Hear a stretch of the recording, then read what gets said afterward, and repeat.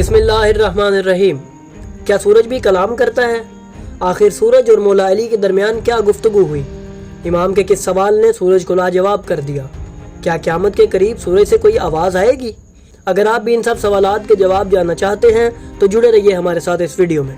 ناظرین، اس دنیا میں موجود ہر چیز گفتگو کرتی ہے اور اپنی زبان میں اللہ کی تسبیح بیان کرتی ہے، مگر ہم انسان ان چیزوں کی زبان نہ جاننے کے سبب ان کی تسبیح کو سن نہیں سکتے۔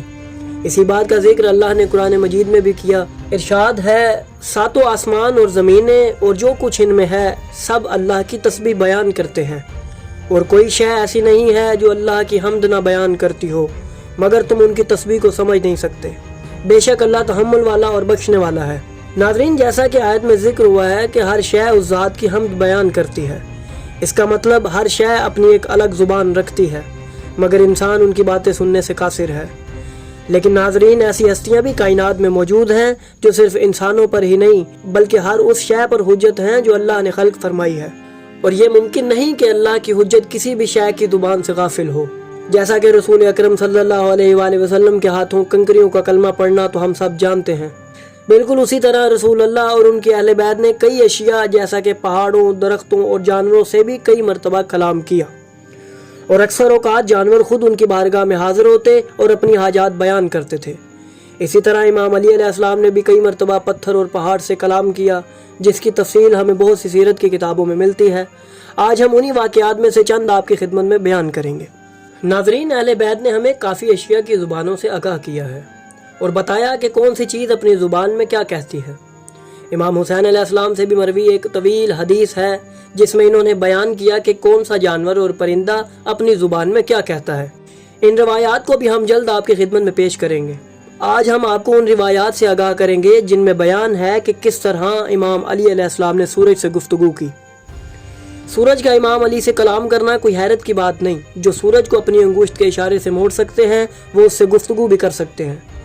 رسول اکرم اور ان کے اہل بیت صرف انسانوں کے لیے نہیں بلکہ دنیا کی ہر شے کی ہدایت کے لیے اس دنیا پر آئے، اور ہر شے ان کی رعایا میں شامل ہے۔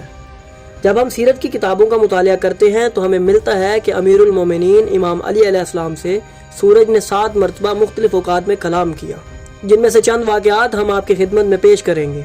حضرت جابر بن عبداللہ انصاری ایک دن مدینہ کی گلیوں میں ٹہل رہے تھے کہ ان کی ملاقات جناب عمار یاسر سے ہو گئی۔ انہوں نے عمار سے پوچھا کہ آج تم اتنے خوش کیوں ہو؟ وہ کہنے لگے، آج ہم نے ایک عجیب واقعہ دیکھا ہے۔ آج ہم نے صبح کی نماز ادا کی اور مسجد میں بیٹھے رہے۔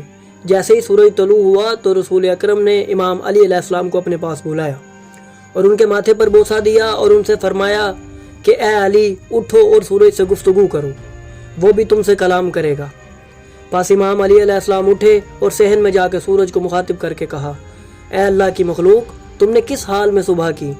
پس سورج سے آواز بلند ہوئی، اے رسول اللہ کے بھائی، میں نے خیریت سے صبح کی، اے اول، اے آخر، اے ظاہر، اے باطن، اور اے ہر شے کو جاننے والے۔ پس امام علی رسول اکرم صلی اللہ علیہ وآلہ وسلم کی خدمت میں حاضر ہوئے اور نبی کریم نے تبسم فرمایا اور کہا کہ آپ مجھے بتائیں گے یا میں ان لوگوں کو آگاہ کروں؟ تو امام علی علیہ السلام نے فرمایا، یا رسول اللہ، آپ ہی انہیں آگاہ کریں۔ تو نبی اکرم نے فرمایا، سورج نے تمہیں اول کہا تو اس کی وجہ یہ ہے کہ آپ اسلام قبول کرنے والے پہلے شخص ہیں۔ نیز سورج نے آپ کو آخر کہا، جس کا معنی یہ ہے کہ آپ میرے غسل و کفن میں آخر تک میرے ساتھ رہیں گے۔ سورج نے آپ کو ظاہر کہا، جس کا مطلب یہ ہے کہ آپ کا علم سب پر ظاہر ہے۔ سورج نے آپ کو باطن کہا، یعنی آپ کے سینے میں اسرار الہی چھپے ہوئے ہیں۔ اس کے علاوہ جو سورج نے آپ کو ہر شے کا جاننے والا کہا ہے، اس کا مطلب یہ ہے کہ آپ اللہ کے نازل کردہ تمام علوم، تعویل، تنزیل، ناسخ منسوخ، محکم متشابہ، الغرض تمام علوم کے عالم ہیں۔ حضرت جابر کا بیان ہے کہ جب عمار یاسر مجھے یہ واقعہ سنا چکے تو وہاں حضرت سلمان آ گئے، پس انہوں نے بھی یہی واقعہ مجھے سنایا۔ ناظرین، ایک اور گفتگو جو امام علی اور سورج کے مابین ہوئی، اس میں سورج نے مولا سے فرمایا، اے اپنے محبوں کو نجات دینے والے اور دشمنوں کو جکڑنے والے۔ اس کے علاوہ ثاقب المناقب میں بھی ایک روایت موجود ہے جس میں امام علی علیہ السلام نے سورج سے کہا، اے اللہ کا فرمان سن کر اطاعت کرنے والی مخلوق، تم پر سلام ہو۔